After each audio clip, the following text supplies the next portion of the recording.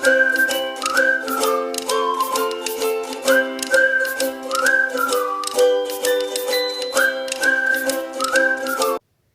बच्चों, आज हम स्टार्ट करेंगे जनरल ऑर्गेनिक केमिस्ट्री का लेक्चर नंबर 7।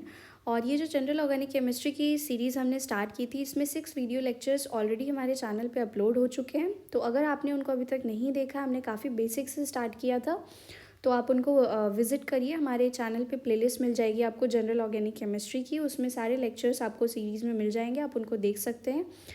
आज हम लेक्चर नंबर 7 में बेसिकली इलेक्ट्रॉनिक इफ़ेक्ट से स्टार्ट करने जा रहे हैं, जिसमें हम इंडक्टिव इफ़ेक्ट को सबसे पहले डिस्कस करेंगे। इसके बाद हम resonance, hyper conjugation, electromeric effect, इन सबको डिस्कस करेंगे। और साथ ही साथ जो भी एप्लीकेशन पार्ट होता है इन सब इफ़ेक्ट्स का, यानी किस तरीके से कॉम्पिटिटिव एग्ज़ाम्स में क्वेश्चंस पूछे जाते हैं, हम उनको कैसे सॉल्व करते हैं, क्या अप्रोच होती है, इन सब को हम डिटेल में धीरे धीरे करके इन कमिंग लेक्चर्स सीखने वाले हैं। तो without any delay let's start our today's lecture. तो सबसे पहले आज का जो हमारा गोल होने वाला है वो क्या होने वाला है? आज का जो हमारा गोल होगा वो होगा inductive effect and its application.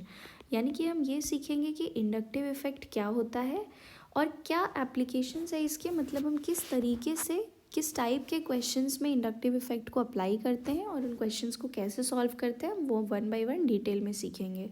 तो गोल है हमारा inductive effect and it's applications. ये हो गया हमारा आज का गोल। तो सबसे पहले स्टार्ट करते हैं इंट्रोडक्शन पार्ट से।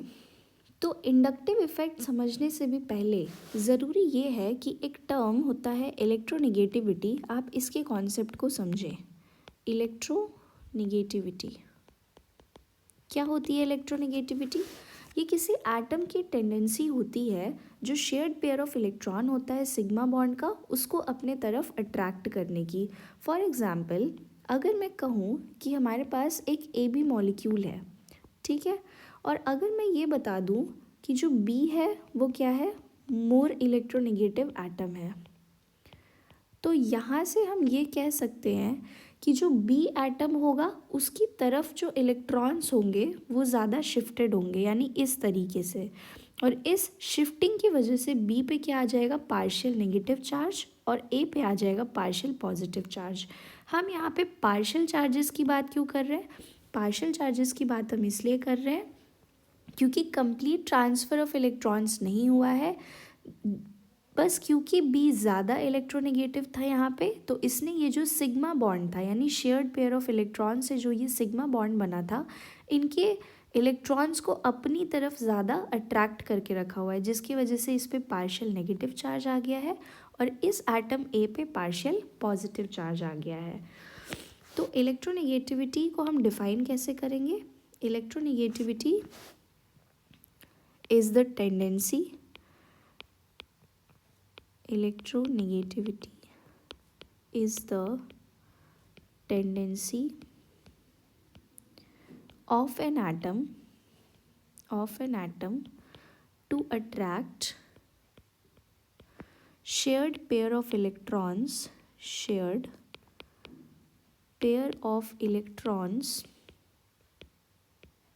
of a sigma bond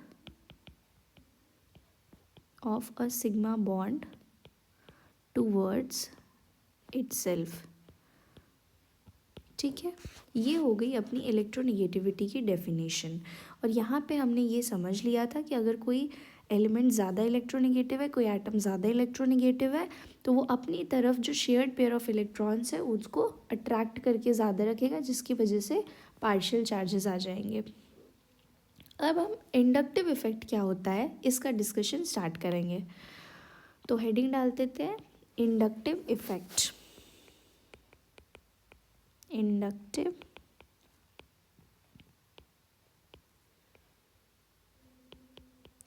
जैसा कि मैंने अभी इलेक्ट्रोनेगेटिविटी के कॉन्सेप्ट को एक्सप्लेन किया कि अगर एक एटम ज़्यादा इलेक्ट्रोनेगेटिव है तो वो अपनी तरफ इलेक्ट्रॉन्स को पुल करके रखता है। तो अगर हम बात करें किसी कार्बन चेन में, अगर एक इलेक्ट्रोनेगेटिव एटम को हम लगा देते हैं तो वहाँ पे क्या होगा कि वो जो इलेक्ट्रोनेगेटिव एटम है वो उस कार्बन चेन से क्या करेगा, इलेक्ट्रॉन को विड्रॉ करना स्टार्ट करेगा। यानी कि ये जो डिस्प्लेसमेंट हो रहा है इलेक्ट्रॉन्स का किसकी तरफ, जो एटम ज़्यादा इलेक्ट्रोनेगेटिव है उसके तरफ। जैसे फॉर एग्जांपल यहाँ पे ज़्यादा इलेक्ट्रोनेगेटिव बी था तो डिस्प्लेसमेंट हुआ इलेक्ट्रॉन्स का बी के तरफ, टूवर्ड्स बी। उसी तरीके से अगर कार्बन चेन है हमारे पास, कोई भी ऑर्गेनिक मॉलिक्यूल है, उसमें अगर कोई हम इलेक्ट्रोनेगेटिव एटम लगा देते हैं तो क्या होगा, उस इलेक्ट्रोनेगेटिव एटम की तरफ इलेक्ट्रॉन्स का डिस्प्लेसमेंट होने लग जाएगा। तो ये जो डिस्प्लेसमेंट इफेक्ट होता है इसी को हम बोलते हैं inductive effect in organic chemistry. यानी कि जो इलेक्ट्रॉन्स डिस्प्लेस हो रहे हैं एक ज़्यादा इलेक्ट्रोनेगेटिव एटम की तरफ, इसी इफेक्ट को हम बोलते हैं इंडक्टिव इफेक्ट। तो हम इसकी डेफिनेशन में क्या लिख सकते हैं, हम लिख सकते हैं the displacement of electrons, the displacement of electrons of a bond towards the more electronegative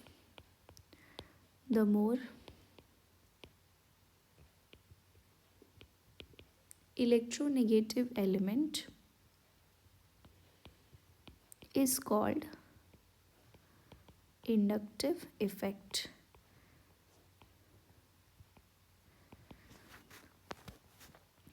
एक एग्जाम्पल ले लेते हैं। फॉर एग्जाम्पल अगर हम बात करें इथेन मॉलिक्यूल की, ये क्या है, ये है अपना इथेन मॉलिक्यूल। तो इसमें कोई इलेक्ट्रोनेगेटिविटी का डिफरेंस नहीं है। क्यों नहीं है, क्योंकि यहाँ पे भी कार्बन एटम है और यहाँ पे भी कार्बन एटम है। ठीक है, तो क्योंकि कोई इलेक्ट्रोनेगेटिविटी का डिफरेंस नहीं है यहाँ पे इन दोनों कार्बन एटम में, तो इस मॉलिक्यूल में कोई भी पार्शियल चार्जेस नहीं आएंगे। यानी ये जो इलेक्ट्रॉन्स है इस सिग्मा बॉन्ड के, ये दोनों के पास इक्वली प्रेजेंट होंगे। मतलब इक्वली तो वैसे भी प्रेजेंट होते हैं बट यहाँ पे किसी एक एटम के साइड डिस्प्लेस भी नहीं होंगे। लेकिन अगर इसी इथेन मॉलिक्यूल में हम एक हाइड्रोजन एटम को किसी एक हैलोजन एटम से सब्स्टिट्यूट कर दे यानी रिप्लेस कर दे तो क्या होगा। अगर हम ले लें एग्जाम्पल CH3CH2Cl का, ये क्या है, क्लोरोइथेन है। तो क्लोरोइथेन में क्या हो रहा है, क्लोरोइथेन में हमने लगा दिया है एक इलेक्ट्रोनेगेटिव एटम। ये हमने लगा दिया एक इलेक्ट्रोनेगेटिव एटम।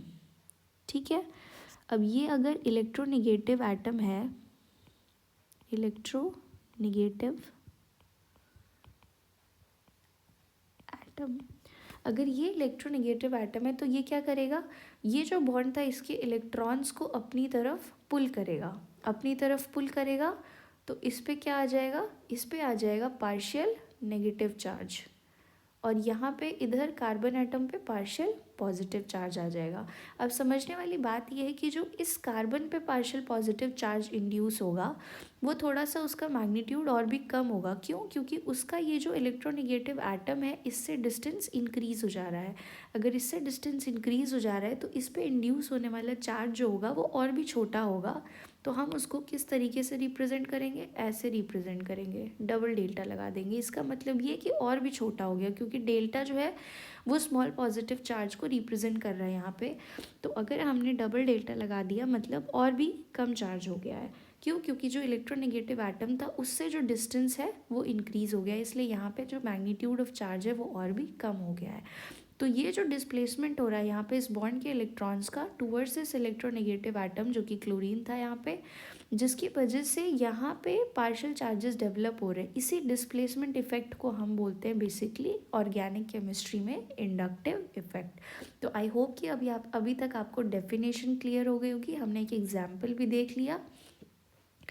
अब इस इफेक्ट की वजह से होता क्या है, इस इफेक्ट की वजह से होता क्या है, यानी कंसीक्वेंस ऑफ इंडक्टिव इफेक्ट क्या है, कंसीक्वेंस ऑफ इंडक्टिव इफेक्ट।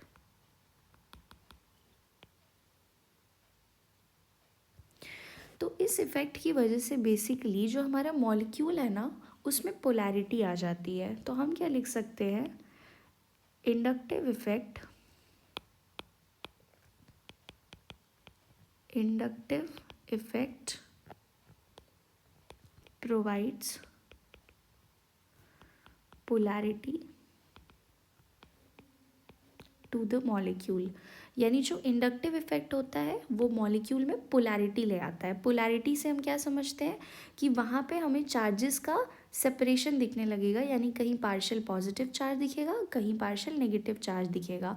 और हमें पता है कि जब एक मॉलिक्यूल के अंदर पार्शियल पॉजिटिव और पार्शियल नेगेटिव चार्जेस प्रेजेंट होते हैं सेपरेटेड बाय सम डिस्टेंस, तो उस मॉलिक्यूल में क्या होता है, डाइपोल होता है, यानी कि उस मॉलिक्यूल में डाइपोल मोमेंट एग्जिस्ट करता है। तो अगर कोई मॉलिक्यूल पोलर है, ठीक है, यहाँ पे हम नोट करके लिख लेते हैं, note, if any molecule is polar, if any molecule is polar, अगर कोई मॉलिक्यूल पोलर है तो क्या होगा, it's dipole moment, it's dipole moment will not be zero. यानी उसका जो डाइपोल मोमेंट है वो कभी ज़ीरो नहीं होगा, mu not equal to zero होगा। Mu means dipole moment. और अगर कोई मॉलिक्यूल नॉन पोलर है, if any molecule is non polar, अगर कोई मॉलिक्यूल नॉन पोलर होता है तो उसका डाइपोल मोमेंट क्या होता है, ज़ीरो होता है। It's dipole moment will be zero. यानी उस मॉलिक्यूल में कोई पोलैरिटी नहीं होगी, उसका डाइपोल मोमेंट ज़ीरो होगा। तो ये दो इम्पॉर्टेंट पॉइंट्स हमने नोट कर लिए हैं फ़िलहाल। तो हम समझ गए कि इंडक्टिव इफ़ेक्ट की वजह से जो हमारा मॉलिक्यूल है उसमें पोलैरिटी आ जाएगी, यानी हम सेपरेशन ऑफ चार्जेस देख पाएंगे, partial positive charge as well as partial negative charge separated by some distance. और उस मॉलिक्यूल में पोलैरिटी होगी, यानी कि some dipole moment will exist in that particular molecule.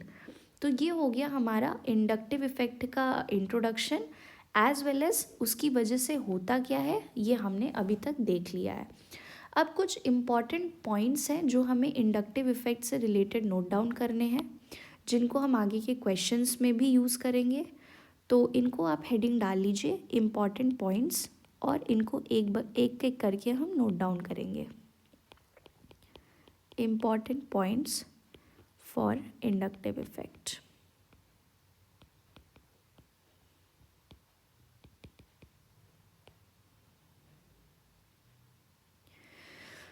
तो जो सबसे पहला पॉइंट हम इसमें लिखेंगे वो ये कि इंडक्टिव इफेक्ट जो होता है, फर्स्ट, इंडक्टिव इफेक्ट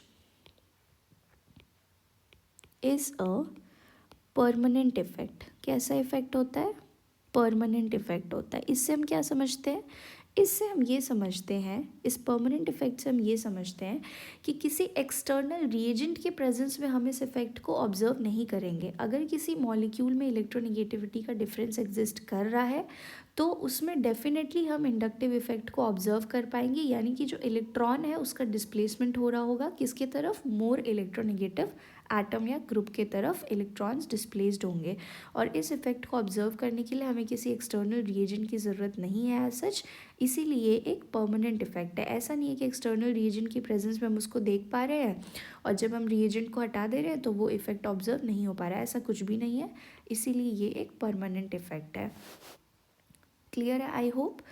अब इसके बाद नेक्स्ट पॉइंट देखते हैं क्या है अपना। तो नेक्स्ट पॉइंट ये है कि जो इंडक्टिव इफेक्ट होता है, इंडक्टिव इफेक्ट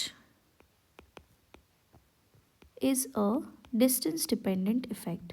यानी कि इंडक्टिव इफेक्ट एक डिस्टेंस डिपेंडेंट इफेक्ट है, डिस्टेंस पे डिपेंड करने वाला इफेक्ट है ये। और डिस्टेंस पे ये डिपेंड करेगा कैसे, ये नोट करने वाली बात है। तो जैसे जैसे डिस्टेंस बढ़ेगा, एज द डिस्टेंस इंक्रीजेज,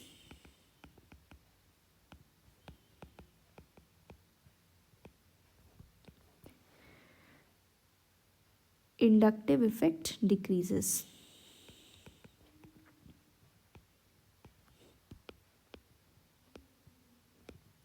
यानी जैसे जैसे डिस्टेंस बढ़ेगा वैसे वैसे इंडक्टिव इफेक्ट घटेगा।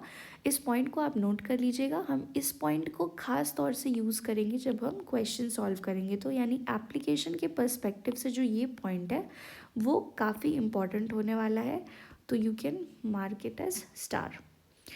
नाउ नेक्स्ट पॉइंट क्या है, थर्ड पॉइंट ये है कि क्योंकि ये डिस्टेंस डिपेंडेंट इफेक्ट है तो हम इसको थर्ड कार्बन आइटम के बाद जनरली नेग्लेक्ट कर देते हैं। यानी थर्ड कार्बन आइटम के बाद हम ये मान लेते हैं कि इंडक्टिव इफेक्ट उतना सिग्निफिकेंट नहीं रह जाएगा, यानी नेग्लिजिबल हो जाएगा। तो हम ये कह सकते हैं कि क्योंकि inductive effect distance dependent effect है इसलिए it can be neglected after third carbon atom. ठीक है। और जो नेक्स्ट इम्पॉर्टेंट पॉइंट है वो ये कि इस इफ़ेक्ट में जो CH बॉन्ड होता है उसको हम एज अ रेफरेंस मान के चलते हैं। CH bond is considered as reference. यानी हम इस CH बॉन्ड में बेसिकली कोई इलेक्ट्रोनिगेटिविटी का डिफरेंस नहीं देखेंगे, हम इसको रेफरेंस मान के चलेंगे। इसके कंपैरिजन में हम बाकी सबको कंपेयर करेंगे कि किस तरीके का इफेक्ट हो रहा है, लाइक इलेक्ट्रॉन विड्रॉइंग इफेक्ट हो रहा है या इलेक्ट्रॉन रिलीजिंग इफेक्ट हो रहा है। इसको हम फर्दर अभी आगे डिस्कस करेंगे जब हम टाइप्स ऑफ इंडक्टिव इफेक्ट को डिस्कस करेंगे। तो अब नेक्स्ट हेडिंग लगा लेते हैं अपना टाइप्स ऑफ इंडक्टिव इफेक्ट। अब तक हमने इंट्रोडक्शन डिस्कस कर लिया है, कंसीक्वेंस डिस्कस कर लिया और कुछ important points which were related to inductive effect वो डिस्कस कर लिया है। अब अपना हेडिंग डालते हैं types of inductive effect. Types of inductive effect, इसको समझते हैं ध्यान से। तो बेसिकली जो इंडक्टिव इफेक्ट होता है वो टू टाइप्स का होता है। एक होता है हमारा इलेक्ट्रॉन रिलीजिंग इफेक्ट और दूसरा होता है इलेक्ट्रॉन विड्रॉइंग इफेक्ट। तो जो पहला है वो है इलेक्ट्रॉन रिलीजिंग इफेक्ट। इसको हम यहाँ पे बोलते हैं प्लस आई इफेक्ट। यानी कोई आपसे बोले इलेक्ट्रॉन रिलीजिंग इफेक्ट या फिर बोले प्लस आई इफेक्ट, दोनों का मतलब एक ही है। अब इसको एक बार हम समझते हैं कि इसमें क्या हो रहा है। अगर हमारे पास कोई इस तरीके से कार्बन चेन है CH3 CH2 CH2 और X, और X क्या है, कोई इलेक्ट्रॉन रिच स्पीशीज़ है या कोई नेगेटिवली चार्ज स्पीशीज़ है, तो वो क्या करेगा कि वो इधर कार्बन चेन की तरफ इलेक्ट्रॉन डेंसिटी को पुश करेगा। ठीक है। जब वो पुश करेगा तो क्या होगा, यहाँ पे हम कह सकते हैं कि ये इस तरीके से इलेक्ट्रॉन डेंसिटी को पुश कर रहा है। तो यहाँ पे पार्शियल पॉजिटिव चार्ज आएगा डेफिनेटली, और इधर आ जाएगा पार्शियल नेगेटिव चार्ज।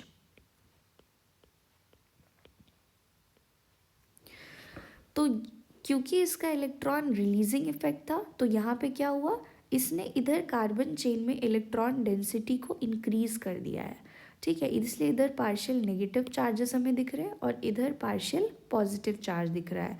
और यहाँ पे ये हम ज़रूर से नोट करेंगे कि ये था इलेक्ट्रॉन रिलीजिंग ग्रुप, मतलब इसका इस ग्रुप का इलेक्ट्रॉन रिलीजिंग नेचर था, इलेक्ट्रॉन रिलीजिंग ग्रुप। अब प्लस आई इफेक्ट का ऑर्डर क्या होता है, ऑर्डर इम्पॉर्टेंट है। मतलब जो डिफरेंट कौन से ऐसे ग्रुप्स हैं जो basically plus I effect show करते हैं और उनका ऑर्डर क्या है, तो इसको हम नोट डाउन करेंगे, order of plus I effect की कौन कौन से ग्रुप है जो प्लस आई इफेक्ट शो करते हैं और उनकी क्या ऑर्डरिंग है, इसको अब हम समझेंगे। तो सबसे पहले जो सबसे ज़्यादा प्लस आई इफेक्ट शो करता है वो होता है CH2 माइनस, फिर होता है आपका NH माइनस ग्रुप, फिर होता है O minus, and then comes COO minus group. उसके बाद आता है 3 degree alkyl group, then comes your 2 degree alkyl group, then comes your methyl group, 1 degree alkyl group, then comes your methyl group. इसके बाद आता है आपका T, then comes D, and finally comes H। अब यहाँ पे ये सब तो क्लियर है, CH2 minus, NH minus, O minus, CO minus, 3 degree, 2 degree, 1 degree alkyl groups, CH3 यानी मिथाइल ग्रुप।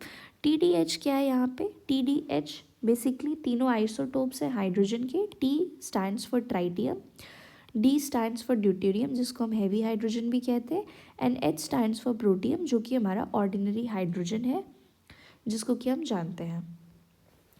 तो ये ऑर्डर होता है आपके प्लस आई इफेक्ट का। यहाँ पे 3 डिग्री अल्काइल ग्रुप क्या है? 3 डिग्री अल्काइल ग्रुप मतलब कोई ऐसा ग्रुप जिसमें एक कार्बन 3 अदर कार्बन एटम से जुड़ा हुआ हो। इसका एग्जाम्पल हम देख सकते हैं। अगर हमें 3 डिग्री अल्काइल ग्रुप का एग्जाम्पल देखना है तो हम कैसे बना सकते हैं? C है जो सपोज इस तरीके से 3 कार्बन एटम से जुड़ा हुआ है, तो ये है आपका 3 डिग्री अल्काइल ग्रुप। अगर हमें 2 डिग्री अल्काइल ग्रुप देखना है, अगर हमें 2 डिग्री अल्काइल ग्रुप देखना है तो हम कैसे देख सकते हैं? CH3 CH3 और यहाँ पे हो जाएगा H और यहाँ पे ये है अपना 2 डिग्री अल्काइल ग्रुप। यहाँ पे हम देख सकते हैं ये जो कार्बन एटम है ये 2 और कार्बन एटम से जुड़ा हुआ है इसलिए 2 डिग्री है। यहाँ पे ये जो कार्बन एटम था वो 3 और कार्बन एटम से जुड़ा हुआ था इसलिए वो 3 डिग्री था। और अगर हम बात करें 1 डिग्री अल्काइल ग्रुप की तो वो कैसा होगा? वो सिंपल कुछ ऐसा हो सकता है जैसे CH3 CH2। अब यहाँ पे अगर हम बात करें इस कार्बन एटम की तो ये सिर्फ एक और कार्बन एटम यानी इस वाले कार्बन एटम से जुड़ा हुआ है। तो यहाँ पे ये जो है ये है आपका 1 डिग्री एल्काइल ग्रुप। मिथाइल हमें पता ही है, ये है अपना मिथाइल ग्रुप। और मैंने बता दिया कि ये तीनों क्या है? ये 3 आइसोटोप्स ऑफ हाइड्रोजन है। आप चाहें तो ऐसे लिख सकते हैं, these are isotopes of hydrogen. इनका ऑर्डर है TDH। नाउ फर्दर ये तो हमने डिस्कस किया अभी अपना पहला इफेक्ट जो कि था इलेक्ट्रॉन रिलीजिंग इफेक्ट। अब हम समझते हैं सेकंड जो कि क्या है? Electron withdrawing effect. इसको समझते हैं एक बार। इलेक्ट्रॉन विथड्रॉइंग इफेक्ट, इसी इफेक्ट को -I इफेक्ट भी बोला जाता है।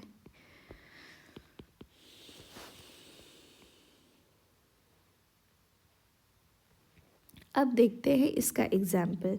जैसे अपने पास क्या है? CH3 CH2 CH2 X। अब X क्या है? कोई ऐसा ग्रुप है जिसका कैसा नेचर है? इलेक्ट्रॉन विड्रॉइंग नेचर है। Electron withdrawing nature. तो यहाँ पे क्या होगा? क्योंकि इसका इलेक्ट्रॉन विड्रॉइंग नेचर है तो वो इस बॉन्ड के इलेक्ट्रॉन्स को अपनी तरफ पुल करेगा। तो इसकी वजह से यहाँ पे पार्शियल नेगेटिव चार्ज और यहाँ पे पार्शियल पॉजिटिव चार्जेस डेवलप हो जाएंगे। यानी कि हम ये कह सकते हैं कि ये जो एटम X लगा है वो इलेक्ट्रॉन विड्रॉइंग नेचर का है, तो उसने इस कार्बन चेन से इलेक्ट्रॉन्स अपनी तरफ पुल किया हुआ है जिसकी वजह से यहाँ पार्शियल नेगेटिव चार्ज और यहाँ पे कार्बन्स पे पार्शियल पॉजिटिव चार्जेस डेवलप हो जा रहे हैं। अब हम देखते हैं ऑर्डर किसका? -I इफेक्ट का। मतलब कौन कौन से ऐसे ग्रुप्स हैं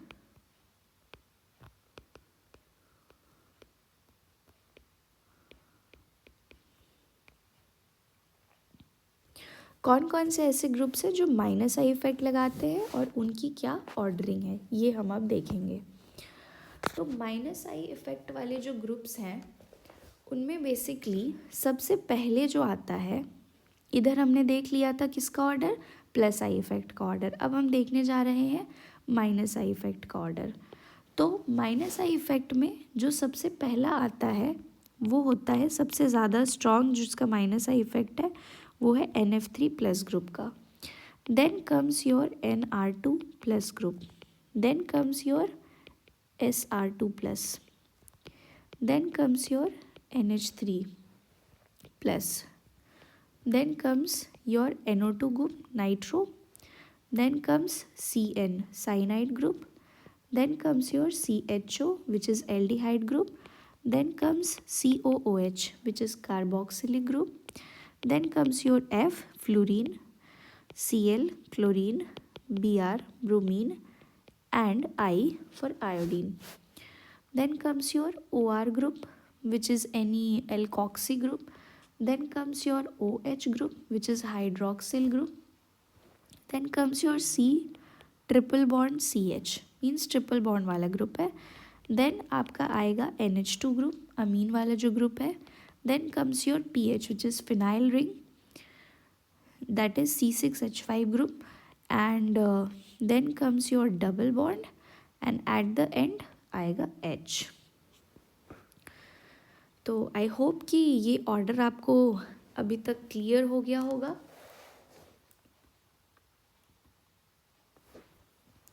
अब हम लेते हैं कुछ एग्जाम्पल्स और उसमें देखते हैं कि क्या इफ़ेक्ट ऑपरेट हो रहा है.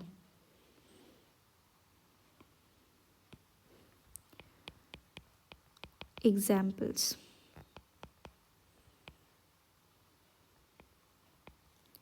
जैसे फर्स्ट एग्जाम्पल अगर मैं ड्रॉ करूं, अगर मैंने ड्रॉ किया इस तरीके से,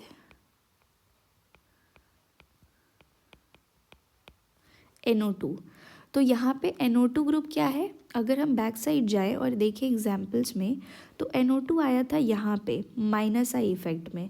यानी कि ये क्या करेगा, ये जो बेंजीन रिंग है, जो इलेक्ट्रॉन रिच बेंजीन रिंग है, उससे इलेक्ट्रॉन डेंसिटी को अपने तरफ विड्रॉ करेगा. ठीक है, यानी ये बेंजीन रिंग को बेसिकली डीएक्टिवेट करने का काम कर रहा है यहाँ पे. तो यहाँ पे इसका कौन सा इफेक्ट लग रहा है, यहाँ पे इसका बेसिकली -I इफेक्ट ऑपरेट हो रहा है. अगेन सम अदर एग्जाम्पल्स हम देखते हैं. जैसे हमने यहाँ पे बेंजीन पे लगा दिया है C2H5 ग्रुप, तो ये हमने एल्काइल ग्रुप का एग्जाम्पल है. और हमने देखा था एल्काइल ग्रुप किस में आते हैं, एल्काइल ग्रुप आपके आते हैं यहाँ पे 3 degree alkyl, 2 degree alkyl, 1 degree alkyl. तो ये आते हैं आपके किस में, +I इफेक्ट वाले में. यानी कि ये ग्रुप यहाँ पे कैसा इफेक्ट लगाएगा, ये ग्रुप यहाँ पे आपका +I इफेक्ट लगा रहा होगा. यानी ये बेंजीन रिंग में बेसिकली इलेक्ट्रॉन डेंसिटी को बढ़ा रहा है. ये बेंजीन रिंग में इलेक्ट्रॉन डेंसिटी घटा रहा है, इसलिए डीएक्टिवेट कर रहा है. यहाँ पे ये ग्रुप एक्टिवेट कर रहा है. अब अगर हम बात करें नेक्स्ट एग्जाम्पल की,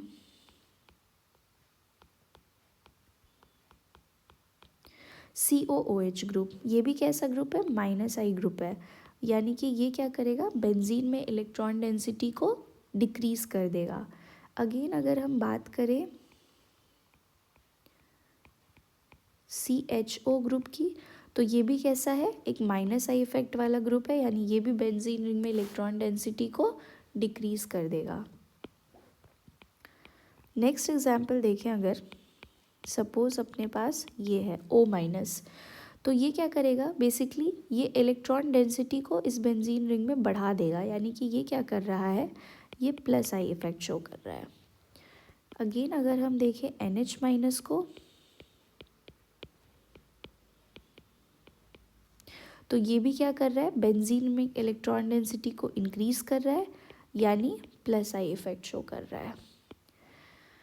नेक्स्ट एग्जाम्पल, अगर हम यहाँ पे फ्लोरीन लगा दें, तो वो क्या करेगा, इस बेंजीन रिंग से इलेक्ट्रॉन डेंसिटी को इंडक्टिव इफेक्ट के थ्रू विड्रॉ करेगा. तो यानी कि यहाँ पे क्या लग रहा है, यहाँ पे अगेन -I इफेक्ट ऑपरेट कर रहा है.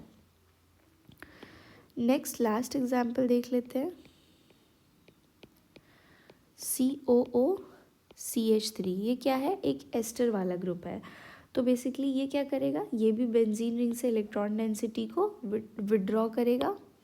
यानी कि हम कह सकते हैं इसका लगेगा -I इफेक्ट. तो आज के लेक्चर के लिए इतना ही है. अभी हमने सिर्फ इंडक्टिव इफेक्ट का बेसिक पोर्शन डिस्कस किया है. इसके बाद जो इंडक्टिव इफेक्ट का ही सेकेंड पार्ट आएगा लेक्चर का, उसमें हम मेनली एप्लीकेशंस को स्टार्ट कर देंगे डिस्कस करना. अभी के लिए मैं बता देती हूँ कि हम कौन कौन से एप्लीकेशंस अगले लेक्चर में डिस्कस करने वाले हैं. ठीक है, applications of inductive effect, inductive effect. तो इसमें हम मेनली डिस्कस जो करेंगे वो 3 एप्लीकेशंस को करेंगे। पहला होगा एसिडिक या basic strength of organic compounds. किस तरीके से इंडक्टिव इफेक्ट के थ्रू हम डिसाइड करते हैं कि किसी कंपाउंड का एसिडिक या बेसिक स्ट्रेंथ क्या है। एसिडिक और basic strength of organic compounds, ये होगा पहला एप्लीकेशन। दूसरा होगा stability of intermediates, stability of intermediates. Intermediates में क्या क्या आते हैं, जैसे कार्बोकेटायन आ गया, कार्ब एनायन आ गया, फ्री रेडिकल्स हो गए। ठीक है, इनकी स्टेबिलिटी को हम डिस्कस करेंगे by the help of inductive effect, कि कैसे हम बता रहे हैं कि कौन सा कार्बोकेटायन ज़्यादा स्टेबल है या फिर कार्बन आयंस में अगर कंपैरिजन करें तो कौन सा ज़्यादा स्टेबल है। ये सब हम इंडक्टिव इफेक्ट के थ्रू एप्लीकेशन पार्ट में सीखेंगे कैसे देखते हैं। और जो तीसरा इंपॉर्टेंट एप्लीकेशन होता है वो होता है dipole moment in organic molecules. हम डाइपोल मोमेंट को कैसे डिसाइड करते हैं कि नेट डाइपोल मोमेंट किस डायरेक्शन में रहने वाला है, whether net dipole moment will be zero और नॉन ज़ीरो, ये सब भी हम इंडक्टिव इफेक्ट का हेल्प लेकर डिस्क्राइब कर सकते हैं। तो dipole moment in organic molecules will be the last application which we will be discussing in inductive effect. तो आज के लेक्चर के लिए इतना ही है। Thank you all. अगर आपको लगता है कि मेरा कंटेंट आपको अच्छा लगा है, इट वॉज़ वर्थ वॉचिंग, तो आप प्लीज़ मेरे चैनल को सब्सक्राइब करिए, मेरे वीडियोस को ज़्यादा से ज़्यादा बच्चों तक शेयर करिए and keep learning and keep growing.